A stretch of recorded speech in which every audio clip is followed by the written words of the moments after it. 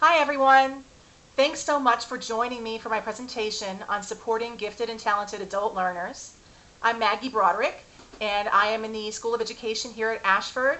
I teach a wide variety of courses here and elsewhere. I've been doing that since about 2009.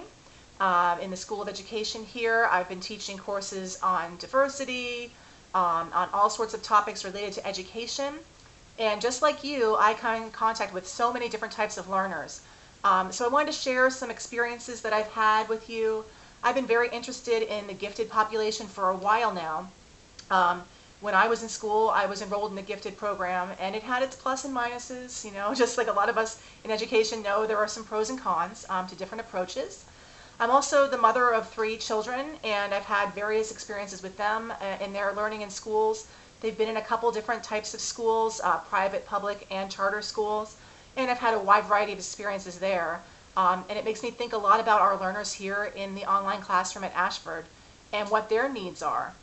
And it's really interesting to think about how that person behind the screen, it's a lot like the students in a K through 12 classroom or in an on-ground college classroom. You have such a diverse group with diverse needs. And hopefully this can help you to understand a few of those specific types of learners who are our gifted and talented population. So who do we have in our adult online classroom? Well, we know the typical age of somebody who's taking an online class, especially in grad school, but even in undergrad, is not usually as young as in an on-ground campus. Usually, if you look at these universities like Ashford, it's usually like age 35 or something like that. These are people who are career professionals. They might be changing careers. They might be getting additional training for their career or trying to advance. We have a large, diverse population with diverse needs. And they're motivated to study online for a lot of reasons. I mean, we can think about maybe they live somewhere where they can't attend class at a brick and mortar university. Maybe they choose online learning for the convenience. Maybe they like to move through the material at their own pace. Maybe they feel more comfortable socially in an online environment. There are really so many reasons that we can consider why they've chosen online learning. And so when you think about these specific learners and all learners in your classroom, please think about their needs and why they chose this in the first place. Maybe it's their goals and their lifestyle. Maybe it's their personality. Maybe it's something about them that made them feel more comfortable with online learning. And we can think about that a bit as we move forward and how we can make that experience optimal for them for whatever reason they may have chosen this format. So again, we have our different ways of reaching our students, and they're so diverse. Think about, for example, a huge part of our teaching experience, which is the discussion board. Really, that's the core and the heart of our classroom, right? We have the learners engaging usually throughout the week in that same format, posting, hopefully towards the beginning of the week, and then engaging with other people's posts. And we sometimes see we have one student maybe who posts right away every week. They're the first student to post, and they're excited about it. And then maybe you see some who are less engaged. Maybe they show up a little later, or maybe they're just squeaking in by that midnight deadline. And you can see when you're doing your grading who these people are. I just had one last term who was always the very first to post, and he always posted in huge detail. So that was a really interesting sign that pointed to something about that individual from me. And I thought about him a bit more and what his needs might be. So that's sort of what we're talking about here. Some students move really quickly through the material. Sometimes you might have an online quiz in your course, and you might see that a student takes that quiz right away and already gets a pretty good grade, and they can just zip right through that material. You might see that with the discussion board as well, that they're just zipping right through. Oh yes, I can answer this question, no problem. And they've read the book and they've done all this and they're engaged and detailed. The same thing with assignments. You might find students turning in an assignment and wanting your feedback right away, or wanting really detailed feedback. And you may find a student whose assignment is of very, very high quality, whereas some others might not be of high quality. And you have a whole big, diverse difference there. So also think about the ongoing engagement, with the feedback, with the assignments, with the discussion boards. If you have quizzes in your class, look at patterns of engagement. And we'll talk about that a little bit later. You can see how, for example, you might have a student who's engaged in the beginning and then quickly is not as engaged, that's a red flag to look for. So we can think about that as well. But just picture those types of students. So you might have somebody who's just kind of doing the bare minimum and doing what they need to do, or you might have somebody who's like really excited and getting in there right away and maybe taking that quiz before they even look at all the unit, or maybe doing the discussion board post really, really fast, maybe even before the unit begins. These are the sorts of things you might want to be thinking about as we think about this subject matter. So when we go a little further with this, what are some ways that you do engage your students? You know, of course, we have a good instructor presence in that discussion board. That helps us to make sure our students know that we're there. It's not just them and a computer screen where they're just, you know, typing in and then it's done. You have to have that ongoing engagement in that discussion board. That helps all of our learners. You know, whether they're struggling with the content or mastering it really fast, whether they are somebody you know, who needs a little more motivation, or somebody who's already motivated and needs ongoing encouragement. Another area is our assignment feedback. When they put that assignment in Waypoint or in the Dropbox, wherever you have your assignments, and you're engaging, you have an opportunity to engage with that student, and not just grading them on a rubric and providing that sort of quantitative feedback, but also maybe giving some comments in the margins of their papers and things like that. You can form a relationship through that sort of assignment feedback. Announcements are something we maybe don't think about too much. When you have your course announcements, those can be really motivating to keep the pace going in your class. And this is true for all students, but as we'll see, it's going to really help our gifted students who might encounter some problems you hadn't considered. And also, some of us do still write our course guidance, even if you don't have the guidance that's already made for you, the standardized guidance. Maybe you write that yourself, or maybe you're adding on to it in some way or another. Maybe you add an introductory discussion board post, or share resources, share links. Occasionally, I bet some of us have emails, phone calls, and Skype conversations when needed. I know that's not all the time, but especially emails, we certainly engage with students via email. That's a really great opportunity to form that relationship and to have that wonderful feeling going. Okay, moving on to some other ideas about these things we're thinking about with our classroom in general and how we help different learners. Let's think about the specific population of gifted adult learners. We all know that some students might be identified in K through 12 as gifted, but some might not. You know, I'm thinking of my husband and myself, and I did get identified when I was in, I think, 4th grade as a gifted and talented student. And that's great. And I went to a public school, and they were able to help. It wasn't always perfect, but they did identify me via an IQ test and things like that. My husband was not identified. And he is, I think he's smarter than I am. He's a smart guy, okay? And so he went to a different, it's a very small private school, a Catholic school. They didn't do that sort of thing.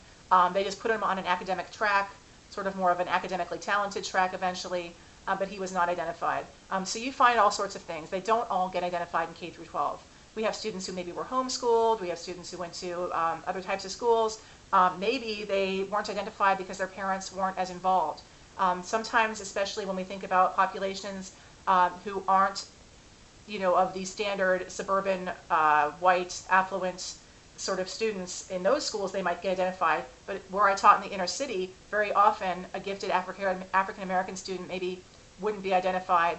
There are issues with this. And I won't go into detail there, but we can think about how some populations aren't identified, even though they are indeed gifted, for a lot of reasons. Different types of schools, different types of social issues that we have in our society, and things like that.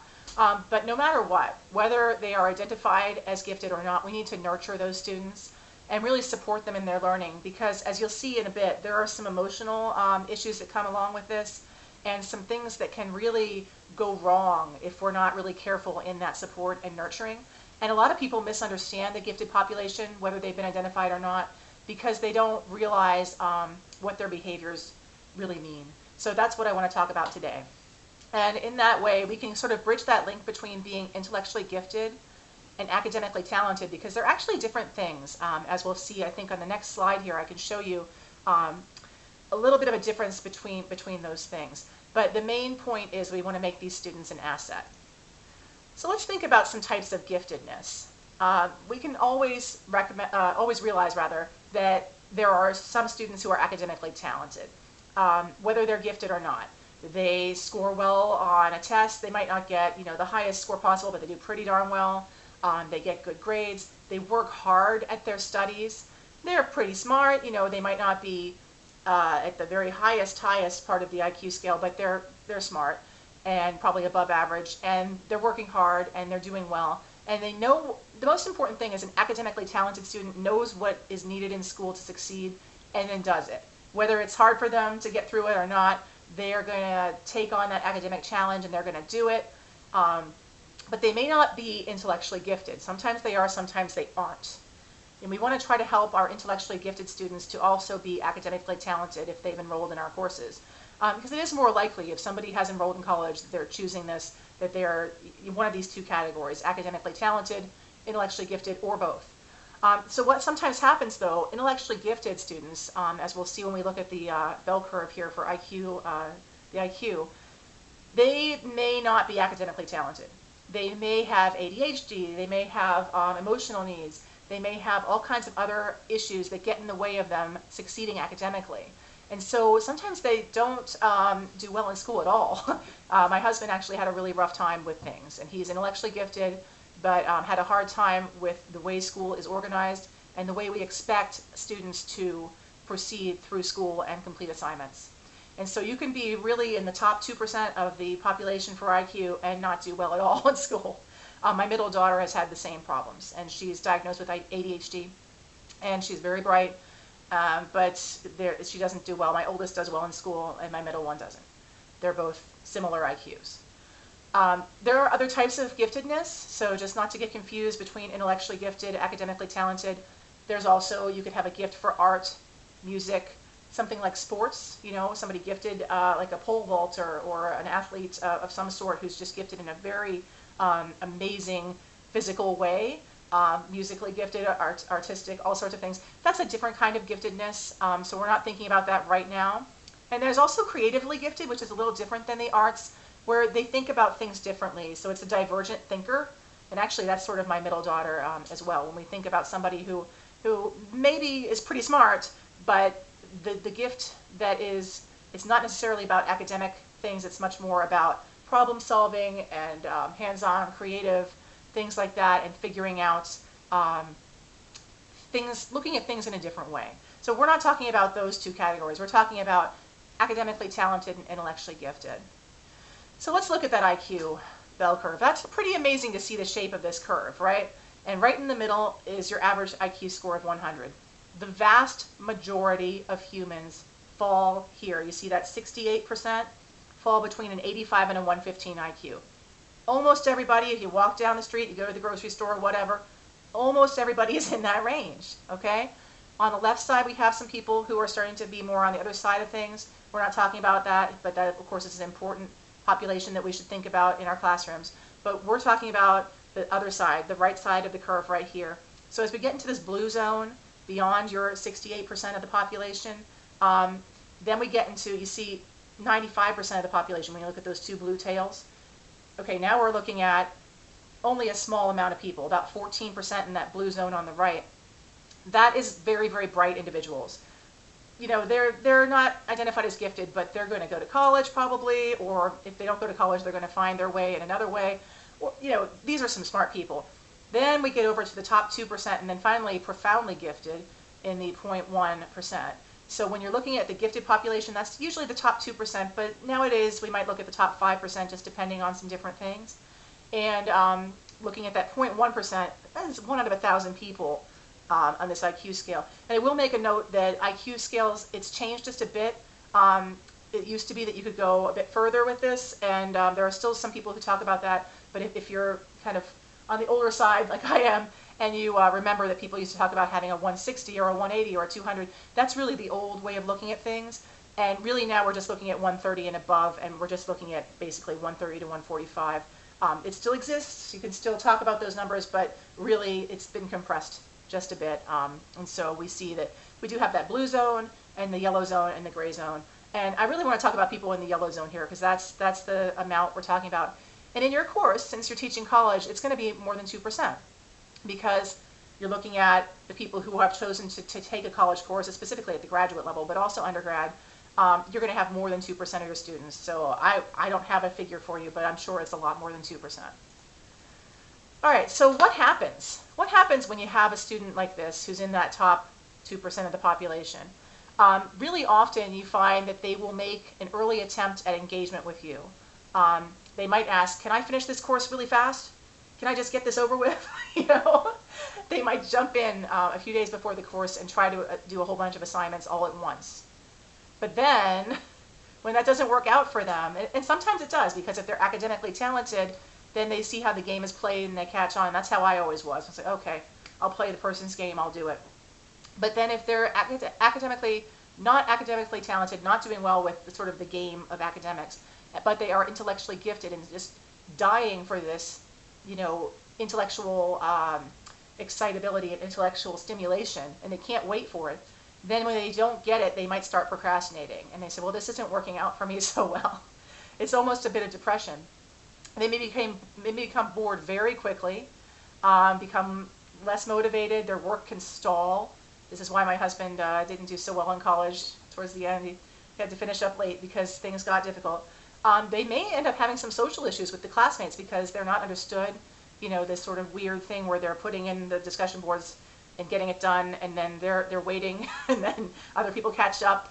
They don't connect as well, maybe, and then often they end up failing.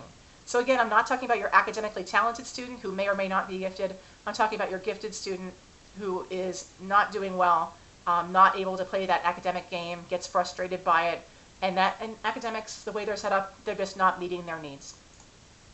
So here's why I got excited about this. Like I said, I do have the 3 children with various needs, and I do, you know, in my own life think this is interesting. But I had one student a few years ago in a master's level course who was just really excited in both good ways and bad ways. She emailed me well before the class began with just a whole bunch of things, a litany of concern.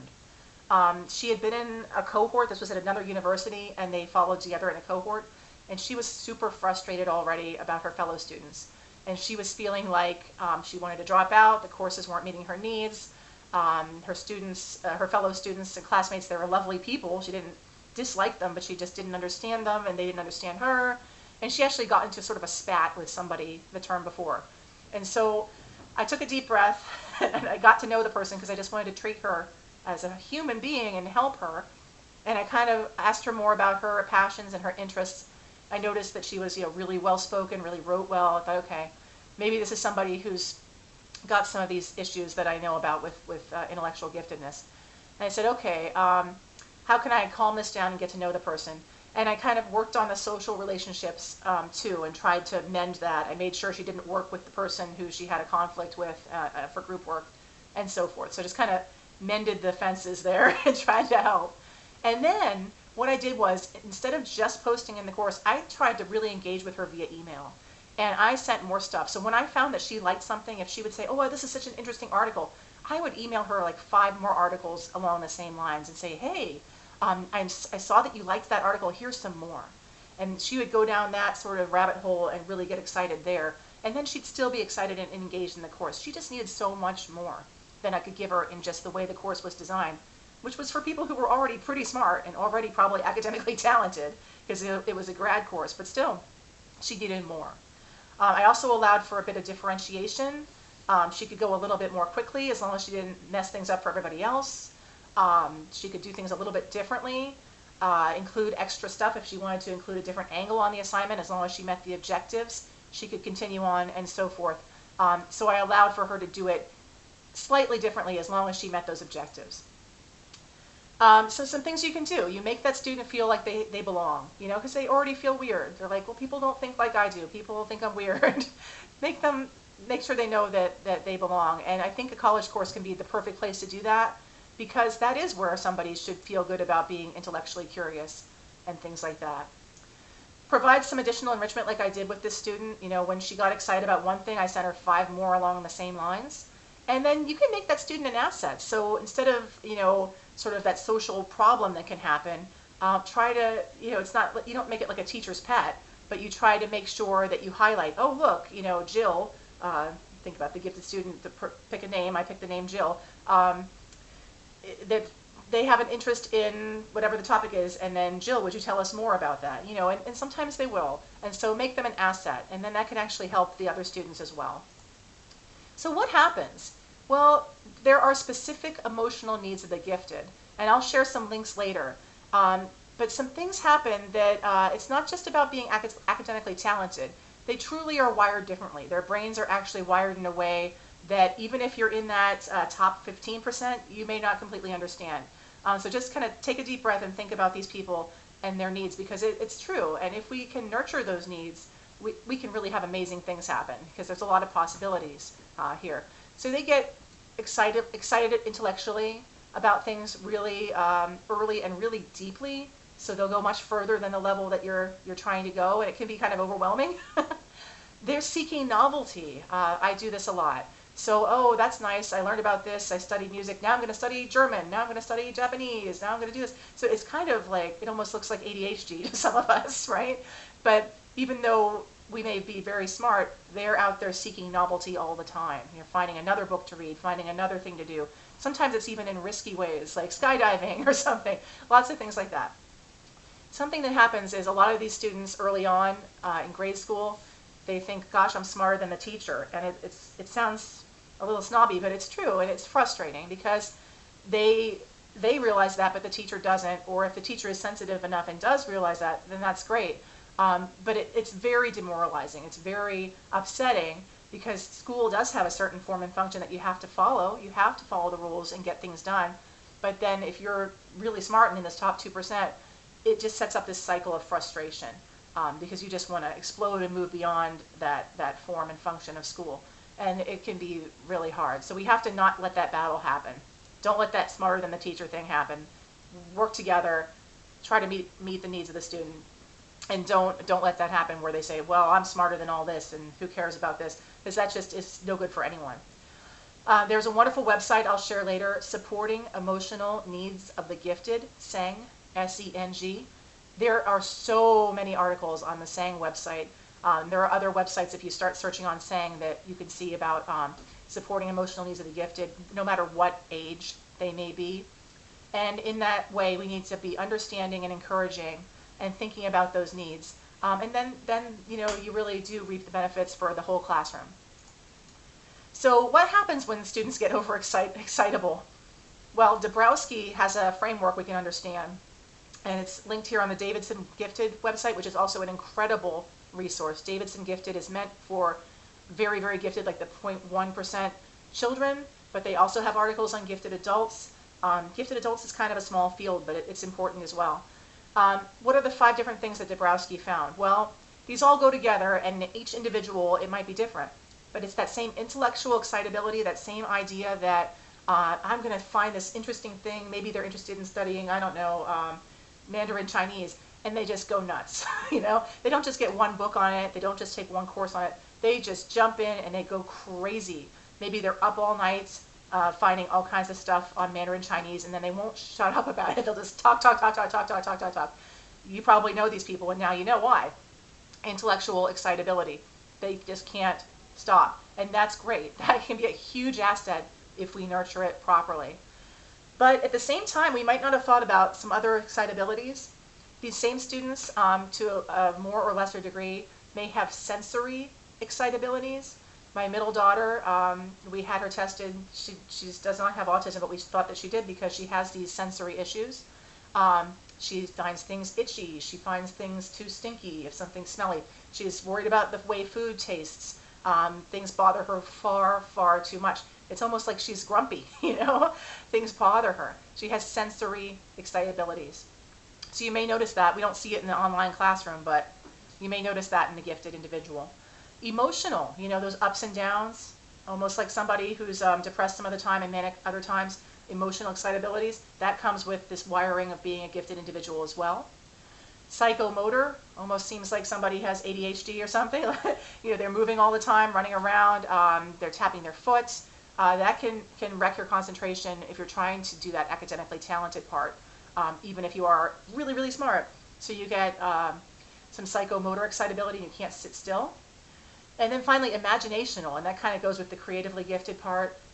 When you really, it's not just very basic understanding of the world. There's a rich emotional imaginational framework. So I think about like Harry Potter's author J.K. Rowling. That is somebody who's imaginationally overexcitable and gifted. She imagined something and it just came to life, and she wrote it all down, and it's incredible. And that's imaginational overexcitability. She can imagine something we could never, never even think of. Incredible. So what can we do? Well, just keep reading up on the needs of the gifted population. You know, most of us, if we're faculty here, you know, we're probably in the average to upper average, maybe even gifted part of that bell curve. We can read up and research and understand more about the gifted population and be sensitive. You know, so often some of these behaviors rub us the wrong way. My middle daughter drives me insane. I'm like, cut it out. You're driving me crazy. But don't take it personally. This is part of their makeup. This is how their brain is wired. We have to help them to work through it and to succeed. We want them to be academically talented and academically successful, and often those behaviors get in the way, especially when there are social behaviors that maybe annoy other classmates, and it can happen in the online classroom. So we've got to form those positive relationships with all students, including these students, sometimes via email, often on the discussion board, sometimes via our feedback, and share resources to nurture that passion and keep them motivated.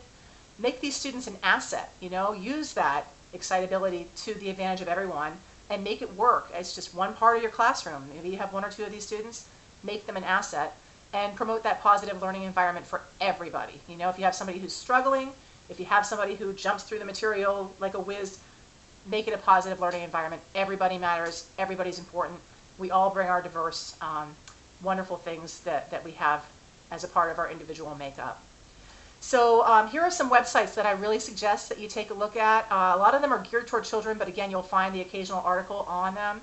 I mentioned earlier SENG, S-E-N-G, Supporting the Emotional Needs of the Gifted. If you just Google gifted learners or gifted adult learners, you'll find lots of stuff.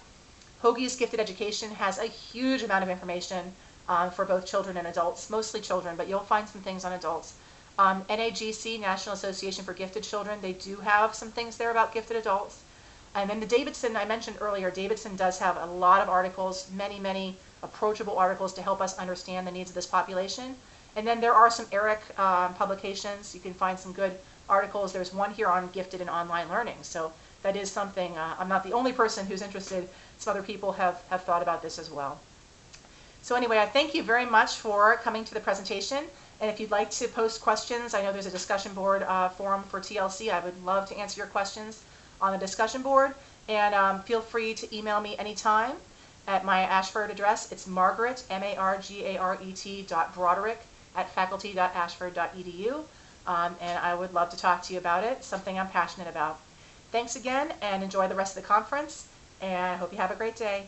Bye.